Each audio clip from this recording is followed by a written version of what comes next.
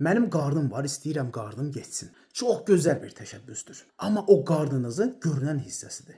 Onun bir də arxada görünməyən hissəsi var. Və işin ən təhlükəli qismi də məhz buradadır. Buna tibb dilində vestiral piylər deyirlər. Və yaxud da ki, daxili yağlanma. Gördüyünüz bir yana içinizdə yağlanır. Elə təsəvvürünüzə gətirin ki, daxili orqanlarınız özünə piydən bir paltar geyinir. Bəli, obrazlı olaraq maraqlıdır, ancaq reallıqda çox təhlükəli bir haldır. Vestiral yağlar digər yağlar kimi sakitcə dayanmır. İçinizdə endokrin bir orqan kimi fəaliyyət göstərir. Bu yağlara sadəcə enerji deposu demək olmaz. Vestiral pi adlandırdığımız bu toxuma bədənimizə toksinlər buraxır. Bu toksinlərin adı isə sitokinlər adlanır. Bu maddələr də qaraciyəri bloklayır, ürəyin fəaliyyətinə mənfi təsir göstərir, problemlər yaradır. Və daxilinizdə bu gizli iltihabi proseslər getdikcə maddələr mübadiləsi də ləngiyir, insulin dirənci də artır, bir sıra başqa patoloji problemlərə şaxə verir. Yəni uzun sözün qısası, gördüyünüz bir yana qalsın. Dərdimiz içimizdə daha böyükdür. Vizual estetik qayğıların arxasınca qaçmaqdansa